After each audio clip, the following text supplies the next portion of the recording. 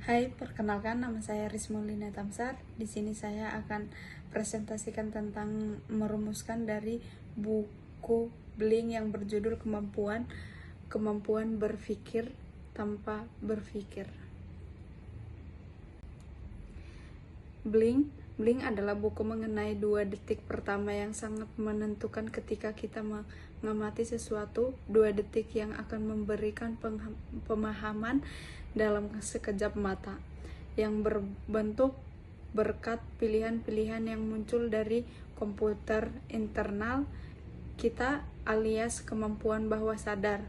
Kemampuan inilah yang oleh Malcolm Gladwell disebut kemampuan berpikir tanpa berpikir. Ketika keputusan sekejap bisa didapat dari informasi yang sedikit tapi akurat melalui snap dan thinking skill. Bab 1, menangkap pola dari sedikit informasi. Gladwell menjelaskan konsep think skill, kemampuan manusia menangkap informasi penting hanya dari potongan kecil perilaku. Contoh, seseorang psikologi yang bisa memprediksi masa depan pernikahan hanya dengan menonton pasangan berbicara selama 15 menit. Ia melihat mikroekspresi, intonasi, dan sinyal halus yang sering dilewatkan oleh orang biasa. Inti, otak tidak memerlukan semua data untuk memahami sesuatu. Yang penting adalah sinyal yang bermakna, bukan kualitas informasi.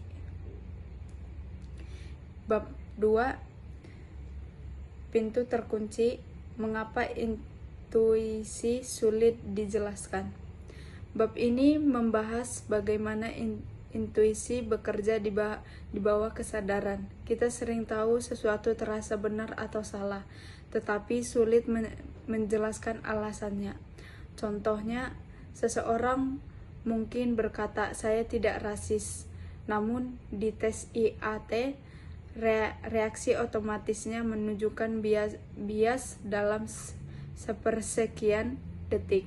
Bias ini bekerja di balik pintu terkunci dalam pikiran. Inti, kita memahami lebih banyak daripada yang bisa kita jelaskan. Intuisi adalah bahasa yang berbicara dalam keheningan, bukan penjelasan. Bab yang ketiga, kesalahan Warren Harding saat intuisi menipu. Gladwell menunjukkan sisi gelap snap. Terkadang intuisi salah karena dipengaruhi stereotip dan penampilan luar. Contoh, Harding terpilih menjadi presiden AS bukan karena kemampuan, tetapi karena ia tampak seperti pemimpin ideal, tampan, berwibawa. Intuisi publik keliru, dan pemerintahnya menjadi salah satu yang terburuk. Intuisi yang disadarkan pada penampilan, stereotip, atau prasangka adalah intuisi yang menyesatkan. Kecepatan tanpa ke dalam dapat berbahaya. Bab 4, kejeniusan di tengah kekacauan.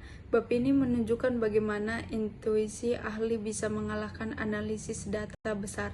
Contoh, dalam simulasi perang terbesar Pentagon, Jenderal Paul dan Van Ripper, seorang komandan berpengalaman, mengalahkan tim militer yang mengandalkan teknologi canggih dan analisis mendalam.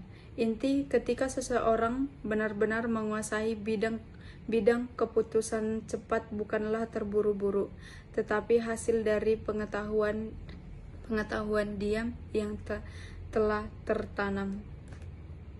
Bab 5, ketika tes salah menilai bakat. Bab ini menunjukkan bahwa intuisi bisa salah jika konteks penilaian tidak tepat. Contoh, kanan Musisi berbakat yang dipuji prosedur besar, gagal dalam uji pasar. Mengapa? Karena musiknya tidak cocok dinilai lewat survei cepat dan respon massal. Inti keputusan cepat harus ditetapkan di panggung yang tepat. Intuisi hanya setajam lingkungan yang mendukungnya. Bab 6. Ketika tekanan menghancurkan intuisi.